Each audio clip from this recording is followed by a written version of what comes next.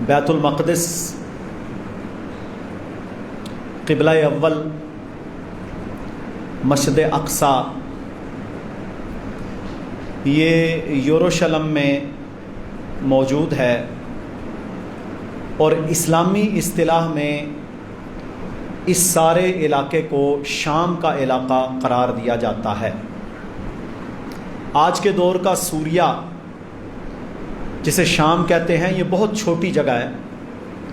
جس شام کا ذکر رسول اللہ صلی اللہ علیہ وسلم نے فرمایا ہے، اس سے مراد آج کے دور کا وہ علاقہ ہے جس میں پورا فلسطین بما اسرائیل، کیونکہ اسرائیل تو یہ بعد میں انہوں نے چھرا گھونپا، پورا فلسطین، پورا لبنان، مکمل اردن کے علاقے اور آج کا جو سوریہ ہے، شام، یہ سارے علاقے اللہ کے نبی صلی اللہ علیہ وسلم نے جہاں شام کا ذکر فرمایا یہ اس میں شامل ہیں۔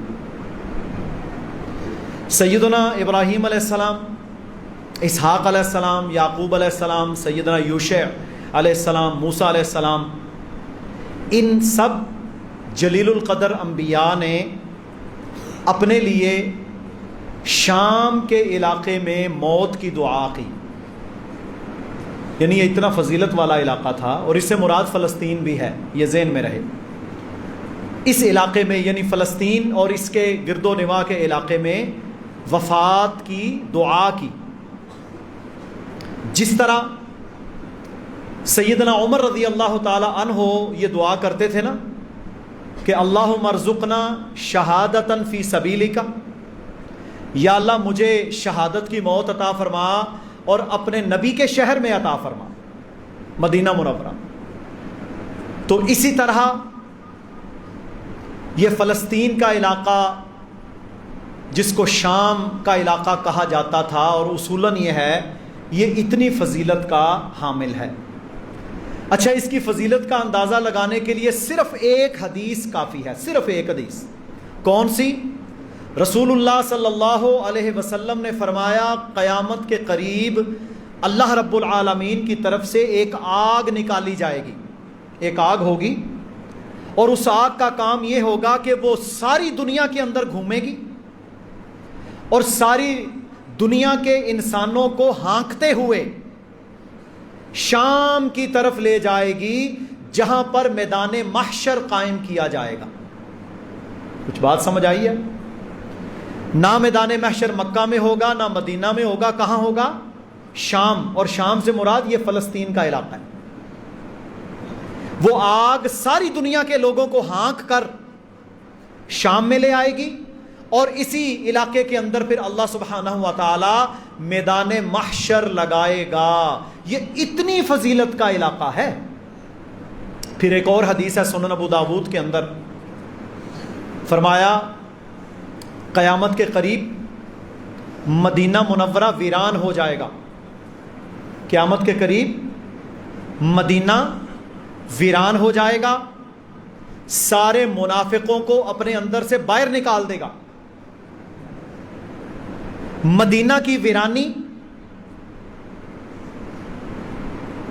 بیت المقدس کی آبادی کا سبب بنے گی، یعنی جب مدینہ ویران ہو جائے گا نا، منافق نکل جائیں گے، حالات خراب ہوں گے، تو مسلمان یروشلم کے اندر، فلسطین کے اندر، شام کا یعنی یہ جو اردن لبنان یہ علاقہ ہے، اس کے اندر جمع ہو جائیں گے،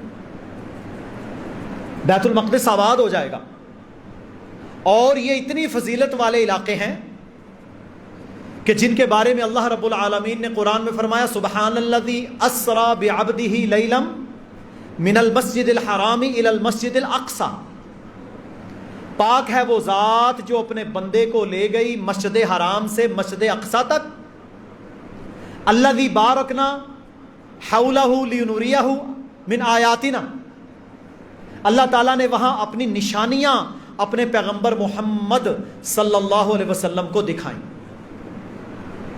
شام کا علاقہ یعنی یہ فلسطین کا علاقہ وہ علاقہ ہے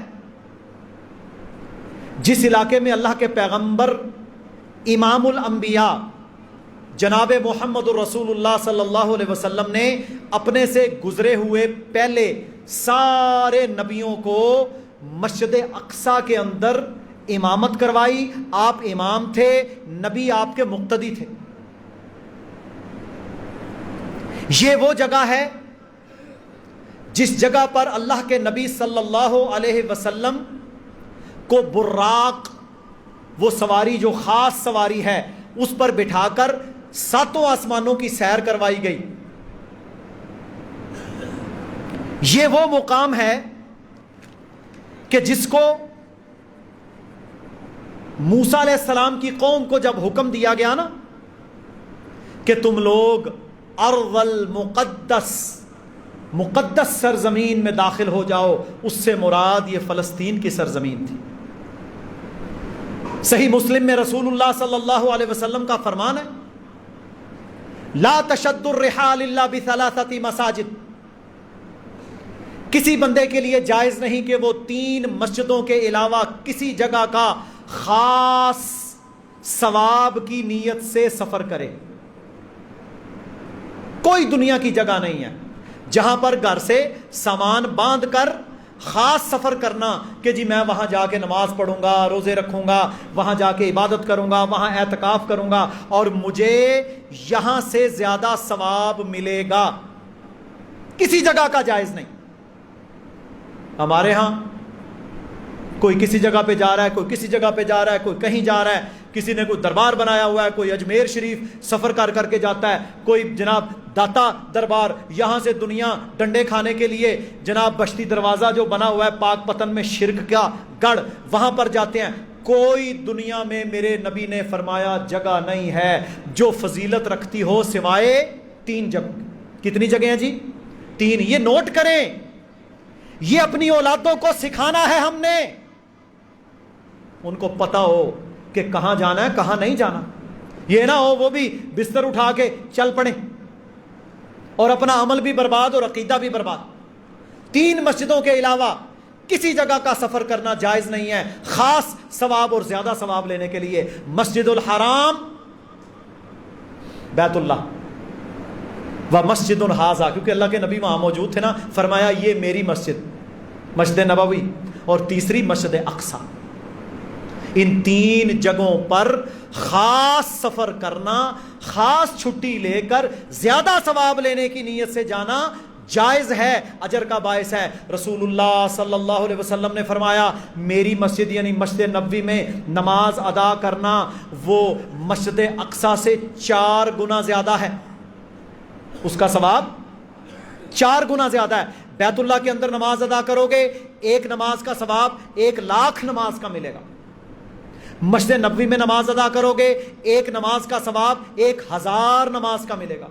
بیت المقدس مسجد اقصی میں نماز ادا کرو گے 1 نماز ادا کرنے کا ثواب 250 نمازوں کا ثواب ملے گا. کتنی؟ 250. اللہ اکبر. فرمایا میری مسجد سے 4 گنا زیادہ, میری مسجد کا ثواب بیت المقدس سے 4 گنا زیادہ ہے. سب سے پہلی مسجد اللہ کا گھر دنیا میں کون سا تعمیر ہوا؟ بیت اللہ, مکہ مکرمہ, سب سے پہلی مسجد. اور یہ کس نے تعمیر کی؟ بابا جی آدم علیہ السلام نے.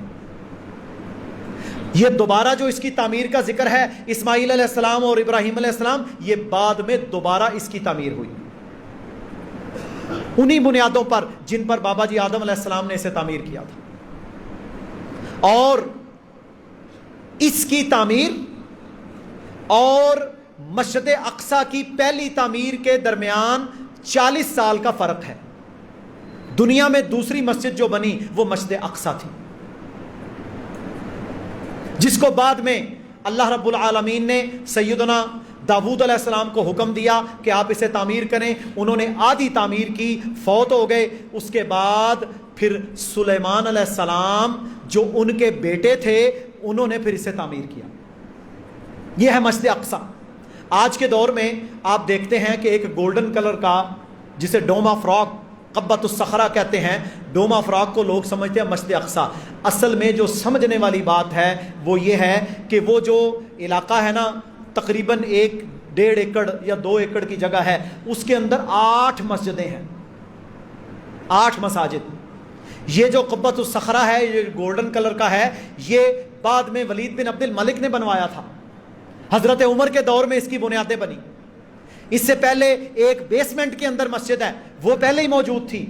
مسجد اقصیٰ جو اصلاً تعمیر کی گئی تھی داؤد علیہ السلام اور سلیمان علیہ السلام کے ہاتھوں اور جنات کے ہاتھوں، وہ کون سی ہے؟ جس کے گنبد کا رنگ سرمئی ہے. دیکھا آپ نے؟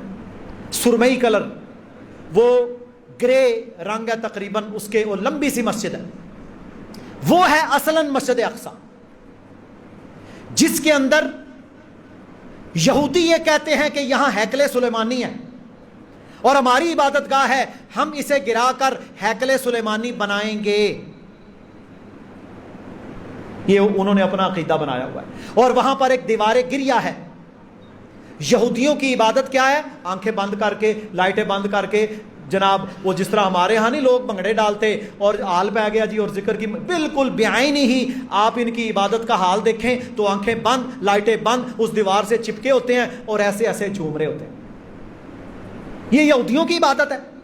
اسی لیے اللہ کے نبی صلی اللہ علیہ وسلم نے آنکھیں بند کر کے نماز ادا کرنے سے منع فرمایا.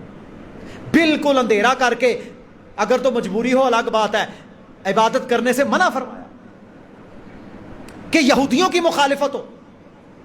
وہ دیواریں گریا ان کی وہاں. اور آج میرے بھائیوں وجہ کیا ہے؟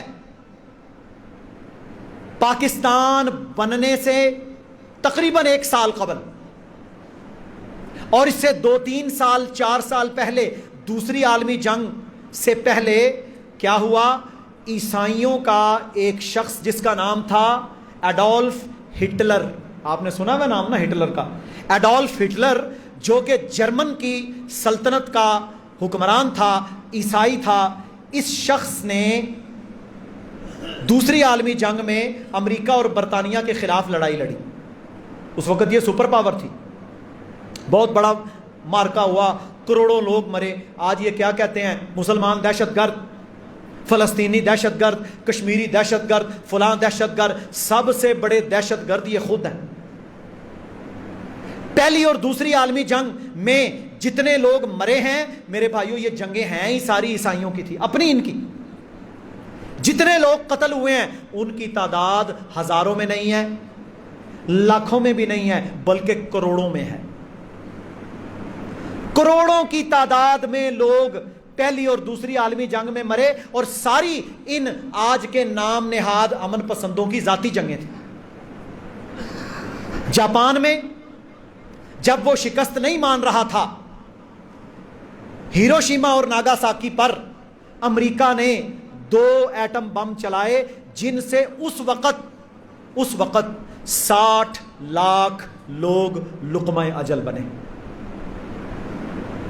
بدر سے لے کر، جنگ بدر سے لے کر آج کے دن تک مسلمانوں نے اسلام کے لیے جتنی جنگیں لڑی ہیں ان میں میرے بھائیوں چند ہزار سے زیادہ ہلاکتیں نہیں ہیں.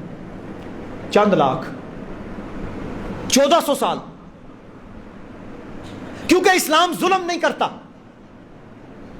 اسلام قتل عام نہیں کرتا، اسلام عورتوں کو نہیں مرواتا، اسلام بچوں کو نہیں مرواتا، اسلام درختوں کو جلانے سے منع کرتا ہے، اسلام سبزیوں کو، زمینوں کو نقصان پہنچانے سے منع کرتا ہے، عورت بچے کو نہیں مارنا، بوڑھے کو نہیں مارنا، جو گھر کا دروازہ بند کرے نہیں مارنا، اور قتل عام نہیں کرنا. کتنی مسلمانوں نے میرے بھائیوں فتوحات کی. سب سے بڑی فتح جو ہماری ہے وہ کون سی تھی؟ فتح مکہ. اللہ کے پیغمبر صلی اللہ علیہ وسلم، آپ کے رشتہ دار، ظلم انہوں نے کیا، گھروں سے نکالا، بیٹیوں کو طلاق کی. حضرت سمیہ رضی اللہ تعالی عنہا کی شرمگاہ میں ابو جہل نیزہ مار کر شہید کرتا ہے. حضرت عمار کے والد یاسر رضی اللہ تعالیٰ عنہ کو شہید کیا گیا. خبیب رضی اللہ تعالیٰ عنہ کو کوئلوں پر لٹا کر قتل کیا گیا.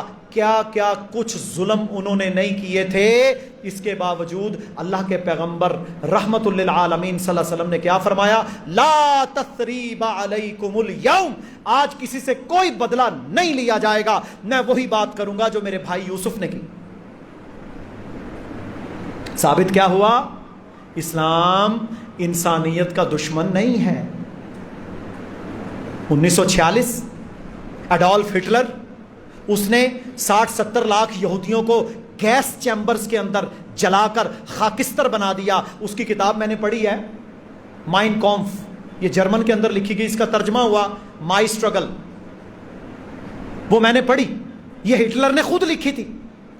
वो जो भी था, उसका जो गंदा अकीदा था, वो एक नाजी सोच का मालिक था, मुतस्सब, शिद्दत पसंद। लेकिन उसने ना एक बात बड़ी अजीब लिखी, पता क्या लिखता है? कहता है जो मैंने समझा है, मैंने 70 लाख यहूदियों को खाकिस्तर कर दिया, हालांकि ये जुल्म है। देखें, उसमें बच्चों को भी मार दिया, औरतों को भी, बूढ़ों को भी। इस्लाम इसकी कतान इजाजत नहीं देता। लेकिन वो अपनी किताब में क्या लिखता है? वो कहता है जो मैंने समझा वो ये है, जब तक दुनिया में ये लोग सेहोनी मौजूद हैं, उस वक्त तक दुनिया में अमन नहीं हो सकता, दुनिया में अमन कायम नहीं हो सकता। आज आपको पता चला गजा पता कितना सा है? तहसील मंडी जितना भी नहीं होगा, तहसील मंडी से थोड़ा सा ज्यादा का, आधे जिले जितना, 25 लाख की आबादी, गुंजान आबाद। सिर्फ मिस्र का बॉर्डर लगता है पीछे से।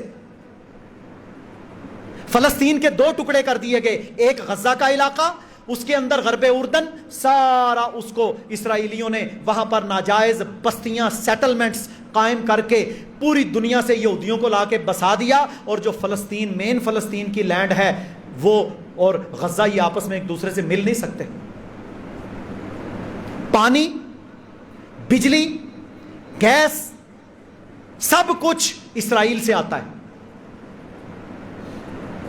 वो ना आजाद हैं, ना उनका स्कूल अपना, ना कॉलेज अपना, ना हुकूमत अपनी, ना आजादी, ना एयरफोर्स, ना उनके पास जहाज, ना उनके पास समंदर, ना उनके पास सिक्योरिटी। सब कुछ मेरे भाइयों उनसे छीनकर 25 लाख लोगों को दुनिया की इस सबसे बड़ी जेल में कैद करके रखा हुआ है। 76 साल से, 76 साल से। और हम तो सीधी बात करते हैं, हमारा मौक़िफ़ वो है जो बाबा कौम कायदे आज़म मोहम्मद अली जिन्ना का मौक़िफ़ था। क्या मौक़िफ़ था? उन्होंने पाकिस्तान बनते वक्त यह ऐलान किया था कि इस्राइल का मुल्क ये मुसलमानों की पीठ में खंजर घोंपा गया है, हम इसे कभी एक्सेप्ट नहीं करेंगे, ये एक नाजायज रियासत है। आज ममलिकत पाकिस्तान का यही मौक़िफ़ है। इसके बावजूद आज फ़लस्तीनी भी, सऊदी अरब, पाकिस्तान, सारे ममालिक इस बात पर तैयार हो गए हैं कि चलो 2 कौमी हल इसका निकाल लो। इसराइल बन चुका, उसने अपना एक मुल्क बना लिया वहां पर, ठीक है वो रहे, लेकिन फ़लस्तीन और गजा और जो 1967 की जंग के अंदर जहां तक फ़लस्तीन मौजूद था, वो सारा इलाका फ़लस्तीन को देकर वहां एक आज़ाद खुद मुख्तार मुल्क कायम हो जाए जो हर चीज में आज़ाद हो। लो जी, ये मौक़िफ़ है। तारीख पता होना चाहिए ना, आज़ाद हो, वो अपनी ज़िंदगी अपने आज़ादी के मुताबिक गुजारे और उनका दारुल हुकूमत बैतुल मक़दिस यानी यरूशलेम हो। ये है जी असल मामला। वो क्या कहते हैं? वो कहते हैं ना, ये इंसान नुमा जानवर हैं। ये अभी उनके वज़ीर की आई है, कहते हैं ये इंसान नुमा जानवर हैं, इनका कत्लेआम करना हमारे लिए जानवर से ज़्यादा कत्ल करने की कोई अहमियत नहीं रखता। हम पानी भी नहीं देंगे, बिजली भी नहीं देंगे, ये भी नहीं देंगे, ना इनको मुल्क देंगे, ना आज़ादी देंगे, ना खुद मुख्तारी देंगे, ये लोग इसके काबिल नहीं हैं। और उसका साथ देने वाले कौन है? दुनिया की सारी बड़ी सुपर ताकतें, जिनके सारे मुसलमान मुल्क गुलाम हैं, सारी सुपरता। अब देख लो, सबसे पहले परसों रात सलामती कौंसिल का इजलास हुआ, मैं ना लाइव देख रहा था उसे।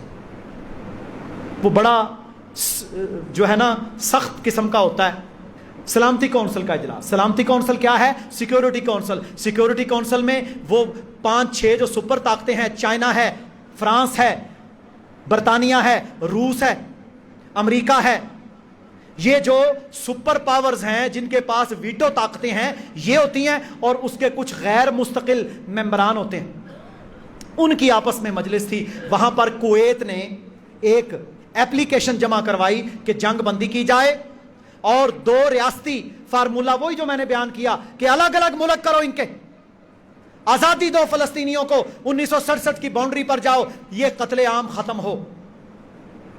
کہتے ہیں یو این او، اچھا یو این او، پہلے یہ یو این او ہوتی یونائٹڈ نیشن آرگنائزیشن، اب اس کا نام ہے یو این، یونائٹڈ نیشنز۔ اس کی عمر، پاکستان کی عمر اور مسئلہ فلسطین کی عمر، مسئلہ کشمیر کی عمر ایک جتنی ہے۔ یہ 76-77 سال کے سارے دنیا کے بڑے مسائل ہیں جو میرے بھائیوں موجود ہیں۔ اب اس میں کویت نے وہ درخواست دی، حیران کن حد تک تاریخ میں پہلی بار سب ملکوں نے، برطانیہ،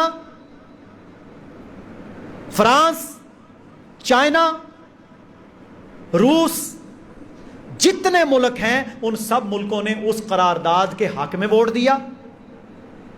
جتنے اس کے کچے ممبران تھے انہوں نے بھی اس کے حق میں ووٹ دیا، سوائے امریکہ کے۔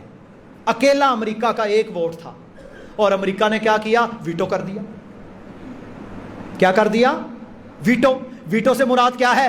دنیا میں کچھ بھی ہو جائے، ساری دنیا ایک طرف ہو جائے، صرف ان 5 ممالک میں سے ایک ملک اگر ویٹو کر دے، ساری دنیا کی نہیں مانی جائے گی، اس کی مانی جائے گی۔ لعنت ہے ایسی جمہوریت پر، غلام در غلام مسلمانوں کے ملک، اور وہ میرے بھائیوں غلام ہے۔ امریکہ کہتا ہے میں ویٹو کرتا ہوں، چائنا اور بڑے بڑے ممالک کچھ نہیں کر سکے، ووٹ دے کر انہوں نے حق میں۔ یہ ہے جمہوریت جس کے نتائج آج دنیا بھگت رہی ہے۔ تو میرے بھائیوں وہ قرارداد ریجیکٹ کر دی گئی امریکہ کی وجہ سے۔ آج کیا ہوا؟ آج یہ جو اسرائیلی ہے نا، یہ میرے بھائیوں ٹیکنالوجی ہے، ہوائی حملے کر کے، ظلم کر کے، بمباری کر کے، گھر اڑا کر، سکولوں پر بمباری، ہاسپٹلز پر بمباری، گھروں پر بمباری، بچوں کا قتل، ایمبولینسوں کو یہ معاف نہیں کرتے، یہ کسی کو نہیں چھوڑتے۔ اب میرے بھائیوں دنیا کے جو امن پسند ملک ہیں، برطانیہ اور دیگر ممالک اور فرانس، انہوں نے کہا جی ہم تمہارے ساتھ ہیں۔ پہلا بحری بیڑا امریکہ کا جائے گا، پھر کہتا ہے دوسرا جائے گا، 100 فوجی برطانیہ بھیجے گا، 100 فوجی جناب فرانس بھیجے گا اسرائیل کی مدد کے لیے۔ یہ اس وقت کے حالات ہیں، اور اس وقت تک 70,000 کے قریب غزہ کے لوگ زخمی ہیں۔ 70,000، 10,000 سے زائد شہادتیں ہیں، جن میں ہزاروں بچے۔ پانی بند، بجلی بند، گیس بند۔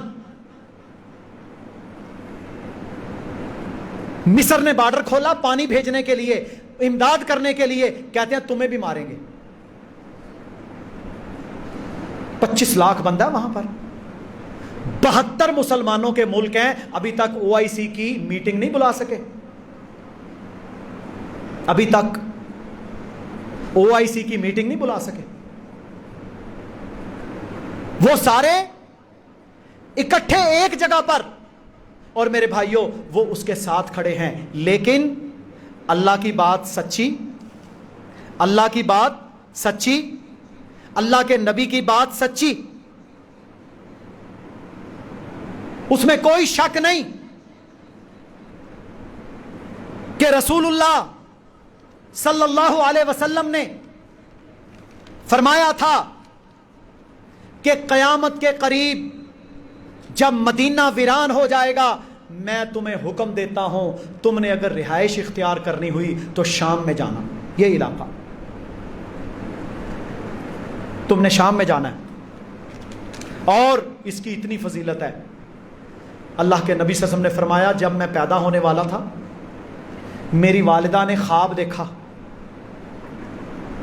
کہ ایک نور نکلا ہے جس سے شام کے محلات روشن ہو گئے۔ یہ صحیح روایت ہے۔ قرب قیامت ایمان اور ایمان والے سب سے زیادہ اس فلسطین یا شام کے علاقے میں رہ جائیں گے۔ فرمایا اللہ رب العالمین نے شام کو بشارت دی ہے، یہ علاقہ فلسطین کا، کہ اللہ تعالیٰ اپنے فرشتوں کو حفاظت کے لیے مامور کرتا ہے۔ امام مہدی کا ظہور بیت المقدس میں ہوگا۔ امام مہدی کون ہے؟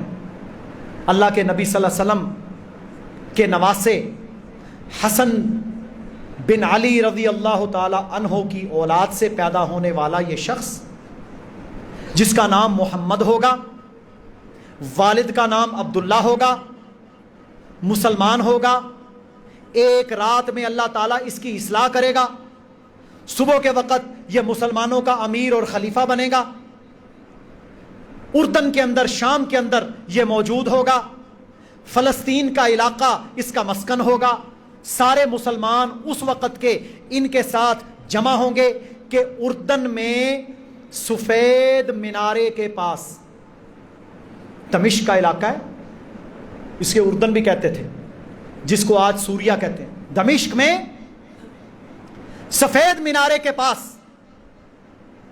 اس مسجد کے پاس عیسیٰ علیہ السلام کا نزول ہوگا۔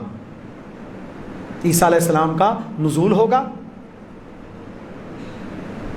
مالٹا رنگ کے، اورنج کلر کے تقریباً لباس میں، کندھوں تک بال، جوان نوجوان، دو فرشتوں کے کندھوں کے اوپر ہاتھ رکھے ہوئے اللہ تعالیٰ انہیں آسمانوں سے دنیا میں بھیجے گا، کیونکہ بیت المقدس مسجد اقصی کے سامنے صلیب لگائی گئی تھی جس پر انہوں نے عیسیٰ علیہ السلام کو لٹکایا تھا۔ اللہ رب العزت نے عیسیٰ علیہ السلام کو زندہ اٹھا کر ان کا ایک ہم شکل وہاں پر کھڑا کر دیا جس کو انہوں نے شہید کر دیا، اور اللہ کہتا ہے کہ انہوں نے عیسیٰ علیہ السلام کو قتل نہیں کیا تھا، ما قتلوہ وما صلبوہ، نہ قتل کیا نہ صلیب پر چڑھایا، ولیکن شبہ لہم، پر انہیں شبہ ڈل گیا۔ وہ عیسیٰ علیہ السلام اسی جگہ پر دوبارہ آئیں گے، فجر کا وقت ہوگا، امام مہدی، امام سے مراد خلیفہ، مہدی سے مراد ہدایت والا، امام مہدی فجر کا وقت، نماز فجر کے لیے مسجد اقصی کے اندر تکبیر اور اقامت کہہ دی جائے گی کہ عیسیٰ علیہ السلام آ جائیں گے۔ حضرت امام مہدی جب دیکھیں گے کہ عیسیٰ علیہ السلام تشریف لے آئے ہیں، پیچھے کی طرف ہٹیں گے کہ آپ اللہ کے پیغمبر ہیں، آپ جماعت کروائیں۔ یہ صحیح مسلم، سنن ابو داود، مختلف احادیث، پیچھے ہٹیں گے، عیسیٰ علیہ السلام ان کی کمر پہ ہاتھ رکھ کے کہیں گے آپ آگے چلو، یہ اقامت آپ کے لیے کہی گئی، آج آپ ہی نماز کروائیں گے۔ اس امت میں بعض کو بعض پر فضیلت دی گئی، وہ نماز عیسیٰ علیہ السلام ان کی اقتداء میں پڑھیں گے، اس کے بعد کمان عیسیٰ علیہ السلام سنبھال لیں گے۔ یہ وہ علاقہ ہے، یہ وہ علاقہ ہے، سارا ایمان، سارے مجاہد، سارے ایمان والے، سارے اللہ سے ڈرنے والے اللہ تعالیٰ شام کے علاقے میں، فلسطین کے علاقے میں جمع فرما دے گا، جمع فرما دے گا۔ اللہ اکبر کبیرہ۔ فرمایا جیسے ہی عیسیٰ علیہ السلام کمان سنبھالیں گے تو افواہ پھیل جائے گی، دجال آ گیا، دجال آ گیا۔ عیسیٰ علیہ السلام ایک لشکر روانہ کریں گے، جاؤ دیکھو دجال کہاں ہے۔ اللہ کی قسم، یہ حضرت عیسیٰ علیہ السلام کی بات ہے جو ہمارے آخری پیغمبر صلی اللہ علیہ وسلم نے ذکر فرمائی اللہ کے حکم سے۔ فرمایا اللہ کی قسم، اللہ رب العالمین نے مجھے ایک ایسی ضرب عطا کی ہے جس سے میں دجال کا قتل کروں گا، جس سے میں دجال کا قتل کروں گا۔ اور جب دجال نکلے گا تو دجال کا ساتھ دینے میں سب سے زیادہ عورتیں شامل ہوں گی، زنانیاں۔ آج بھی میرے بھائیوں تعویذ گنڈے اور توہمات اور شرکیات میں عورتیں زیادہ ہیں، سب سے زیادہ دجال کی ساتھی عورتیں ہوں گی اور یہودی ہوں گے، صہیونی۔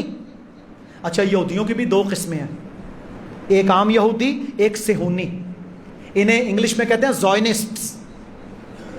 یہ جو صہیونی ہیں یہ متعصب شدت پسند ہیں. یہ کسی کو دنیا میں کچھ نہیں سمجھتے. یہ کہتے ہیں انسان ہم ہیں, باقی سارے کیڑے مکوڑے ہیں. یہودی ساتھ دیں گے دجال کا, اور عورتیں. فرمایا اللہ کے نبی صلی اللہ علیہ وسلم نے, دجال کو جب عیسیٰ علیہ الصلوۃ والسلام دیکھیں گے تو وہ ایسے پگھلنا شروع ہو جائے گا جیسے پانی کے اندر نمک گھلنا شروع ہو جاتا ہے.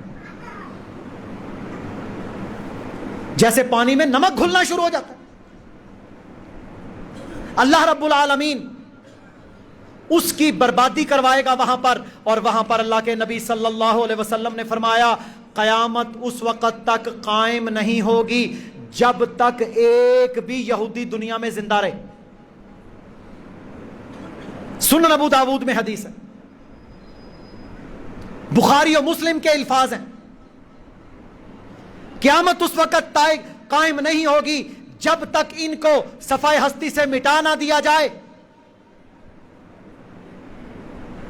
مسلمان چن چن کر ان کا قتل کریں گے, حتیٰ کہ اگر وہ کسی پتھر کے پیچھے چھپے گا تو پتھر بول کے کہے گا یہ میرے پیچھے یہودی ہے, اسے پکڑ لیں.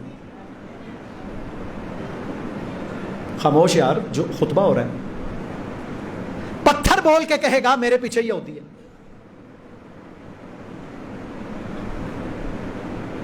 درخت بولے گا میرے پیچھے یہودی ہے, آئے سے مار لے. پر فرمایا ایک درخت جو غرقد ہے وہ نہیں بولے گا, کیونکہ وہ یہودیوں کا درخت ہے. وہ آج ہر جگہ لگائے جا رہے ہیں, غرقد ہی غرقد, وہاں کوئی درخت رہنے ہی نہیں دیتے, ہر درخت غرقد. انہیں پتا ہے ہم بچ جائیں, پر بچ پھر بھی نہیں سکیں گے, بچ پھر بھی نہیں سکیں گے. اسی لیے اس حدیث کے مطابق ساری دنیا کے یہودی یہ جرمنی سے, فرانس سے, ہالینڈ سے, روس سے لا کر اسرائیل میں بساتے ہیں. ان کو سیٹلمنٹس کے اندر گھر بنا کر, کالونیاں بنا کر, ٹاؤن بنا کر دیتے ہیں کہ یہ یہاں پر قیام پذیر ہوں. سب کو یہاں پر جمع کر رہے ہیں کیونکہ یہ اپنے مقتل گاہ میں جمع ہو رہے ہیں. کیونکہ اللہ کے نبی نے فرما دیا, سچی بات وہی والی بات ہے, یہ اپنی مقتل گاہ میں جمع ہو رہے ہیں. اور ایک دن آنا ہے جب ان کا قلا قما ہوگا. اب میرے بھائیوں دیکھنا تو یہ ہے امت مسلمہ کہاں کھڑی ہے, 70 اسلامی ملک کہاں کھڑے. غیرت کا کتنا فقدان ہے. کہتا بولنا بھی نہیں, کرنا بھی نہیں, ساتھ بھی نہیں کھڑے ہونا, بارڈر بھی نہیں کھولنا, امداد بھی نہیں دینی, زخمی کی مرم پٹی بھی نہیں کرنی, بچے کی حفاظت بھی نہیں کرنی. ہمیں کھلی چھٹی ہے. اور امریکہ بدماش وہاں پر کھڑا ہو کے کیا کہتا ہے, کہتا ہے اسرائیل کو حق کا اصل ہے, وہ جو جی چاہے کرے. تم ویسے غلام ہو. سارے مسلمان ملکوں نے ویسے ہی اسے مان لیا. 1967 میں نا 1967 میں جب عرب اسرائیل جنگ ہوئی ہے میرے بھائیوں, یہ 5 ملک تھے, وہ اکیلا تھا. یہ 5 ملک وہ اکیلا. آبادی پتہ کتنی ہے اس کی, 70 لاکھ. اور گجرانوالے جتنی آبادی ہے, گجرانوالا شہر جتنی آبادی, بس 20 لاکھ 22 لاکھ تو منڈی ضلع کی آبادی ہے. 70 لاکھ 80 لاکھ آبادی کا ملک. اس کے مقابلے میں کون تھا؟ لبنان, شام, مصر, اردن اور باقی سارے عرب. نہیں لڑ سکے, نہیں ٹھہر سکے, غلامیوں کے مارے ہوئے, جمال عبد الناصر کے فتنوں کے گھیرے ہوئے, اخوانیت کے گھیرے ہوئے, نہیں لڑ سکے. اس نے مار مار کے منہ ٹیڑے کر دیے. وہ تو میرے بھائیوں انہوں نے ترلا کیا آ کے, انہوں نے کہا ہمارے پاس جہاز موجود ہیں, ہمارا پائلٹ اڑا نہیں سکتا. اس کے ہاتھ پاؤں پھول جاتے ہیں. یہ تو آن دی ریکارڈ ہے نا, اسی لیے تو وہ پاکستان کا بڑا دشمن ہے. اس وقت پاکستان بھی کچھ باعزت تھا، کچھ طاقتور تھا، کوئی معاشی طاقتور بھی تھا، کچھ غیرت غورت بھی تھی، کوئی اسلامی تنظیم کا اس وقت اجلاس بھی ہو رہا تھا، اور اس وقت ان کے پیٹرول وغیرہ بھی بند ہوئے، کچھ تھوڑی بہت میرے بھائیوں وہ چیز تھی، تو انہوں نے کچھ پائلٹ بھیجے، جو کو تھوڑا بہت نقصان ہوا وہ اسی وجہ سے ہوا، ورنہ ان عربوں کے پاس کیا تھا؟ پھر انہوں نے کہا نہیں جی ہم کچھ نہیں کر سکتے، غلامی قبول کر لو، غلامی قبول کر لی۔ اب ان کے بالکل چھتر چھایا کے اندر میرے بھائیوں ظلم جبر کے سلسلے ہیں، کوئی پوچھنے والا نہیں ہے۔ مصر اتنا بڑا ملک ہے، 4.5-5 کروڑ آبادی ہے، 4 لاکھ آرمی ہے اس کی، نبیوں کی سرزمین ہے، صحرائے سینا یہ سارا مصر کا شہر ہے۔ ابراہیم علیہ السلام کتنے کتنے پیغمبر، حضرت یوسف علیہ السلام، بنی اسرائیل کی نسل وہاں سے چلی ہے،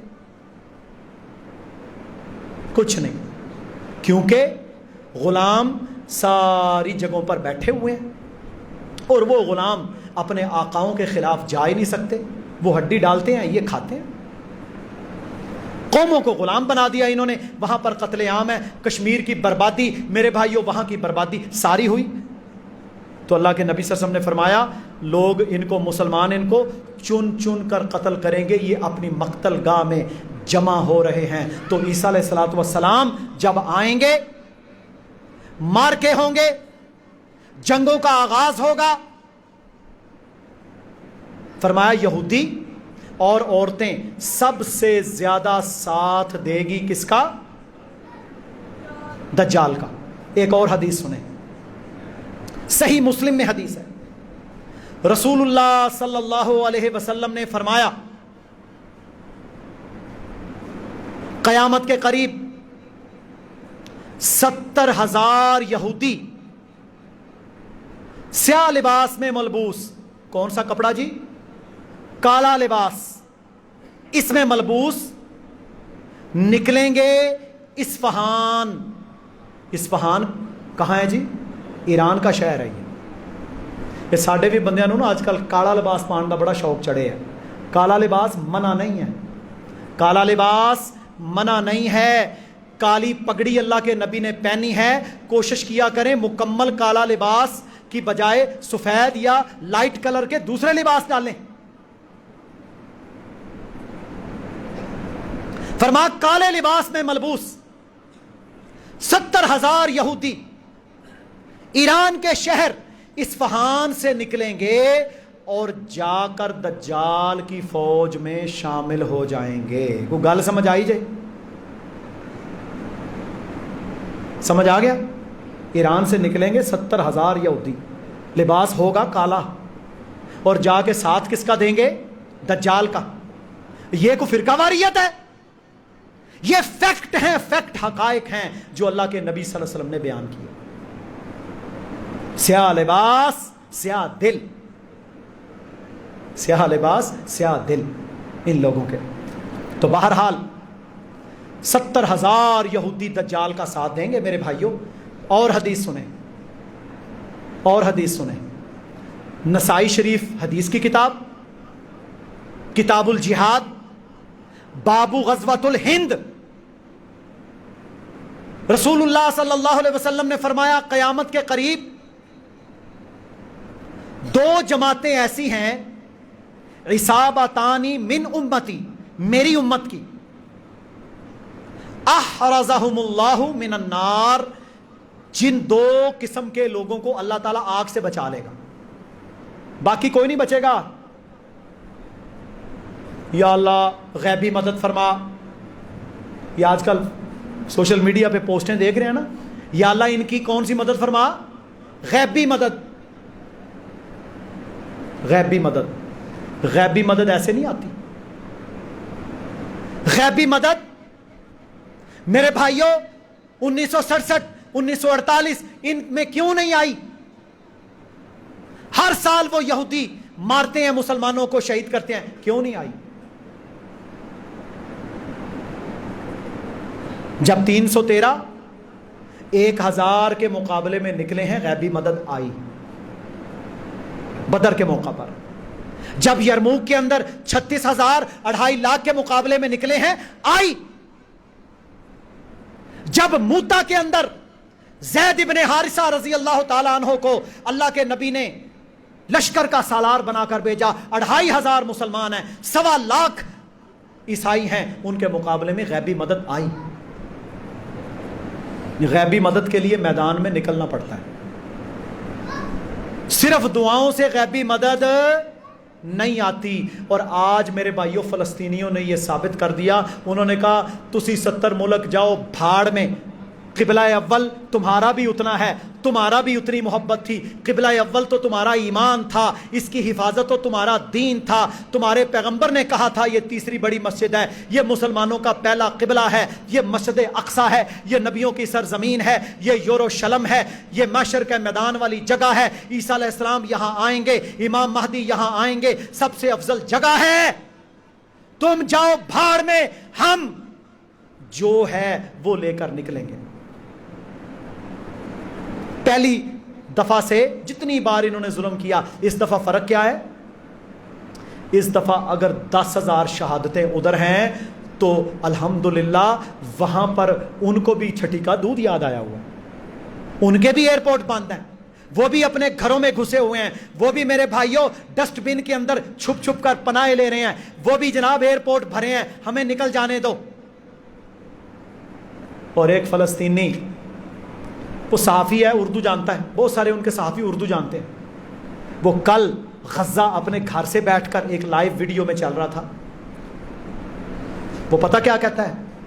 کہتا ہے یہ فضائی بمباریاں کرتے ہیں, دنیا کی ٹیکنالوجی ان کے پاس ہے, ہم پیرا گلائیڈنگ کے ذریعے, یہ چھتریاں نہیں ہوتی, اس کے ذریعے وہ اتر رہے ہیں, وہاں سے بھی, یہاں سے بھی, غزہ سے بھی, دیگر علاقوں سے, اندر اسرائیل کے, اور ان کے ساتھ مار کے لڑ رہے ہیں. کہتا ہے ان کے اندر اتنی ہمت نہیں ہے یہ دست بدست آمنے سامنے ہمارے سامنا کر سکے, ان کے اندر کوئی ہمت نہیں ہے, یہ اوپر سے بیٹھ کے مارتے ہیں.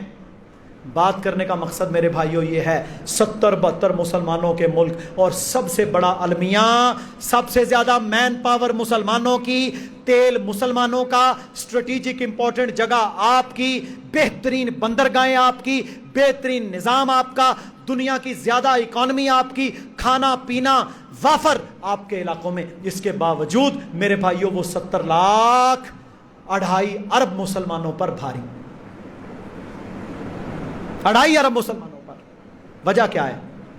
وجہ دوسرے خطبے میں بتاتا ہوں. اللہ رب العالمین ہم سب کو سمجھنے کی اور عمل کرنے کی توفیق عطا فرمائے, اور اللہ تعالی ہمیں خیر کی راہ میں استقامت دے.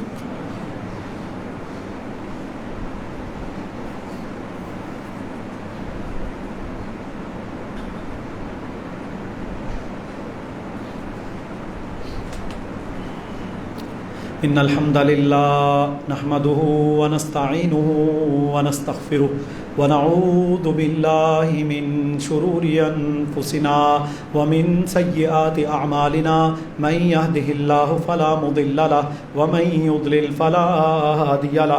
اشهد ان لا الہ الا اللہ وحدہ لا شریک له واشهد ان محمدا عبده ورسوله. اما بعد فان اصدق الحدیث کتاب اللہ وخیر الهدی هدی محمد صلی اللہ علیہ وسلم وشر الامور محدثاتها وكل محدثة بدعة وكل بدعة ضلالة والضلالة في النار. اما بعد,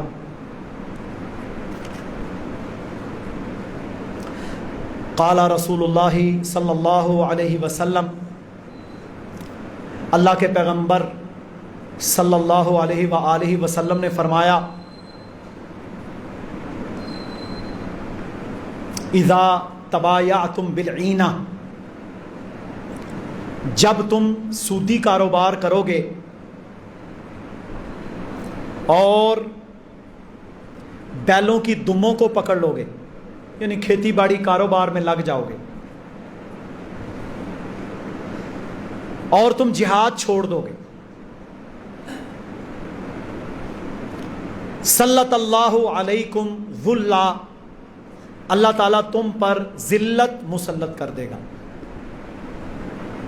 حتیٰ اس وقت تک, ترجعو جب تک تم پلٹ نہیں آتے, الی دینکم، اپنے دین پر، اس وقت تک تم پر ذلت مسلط رہے گی۔ میرے بھائیوں، فرمایا دو جماعتیں جن کو اللہ نے آگ سے بچانا ہے، نہ تسبیح رولیں گے وہ، نہ ذکر کی مجلس سجائیں گے، وہ میدان میں کھڑے ہوں گے ظلم کے خلاف۔ اسی طرح فرمایا مم ماتا، صحیح مسلم میں، جو بندہ اس حالت میں مر گیا، ولم یغزو، کہ اس نے کبھی غزوہ نہیں کیا، غزوے سے مراد ہوتا ہے جہاد، اس نے کبھی غزوہ نہیں کیا۔ یہ جو ہمارے ہاں مشہور ہے نا جی، غزوہ صرف اس جنگ کو کہتے ہیں جس میں اللہ کے نبی شامل ہوں، اور جس میں نہ ہو اسے جنگ کہتے ہیں، یہ غلط ہے۔ غزوہ ہر جنگ کے بارے میں استعمال ہو سکتا ہے۔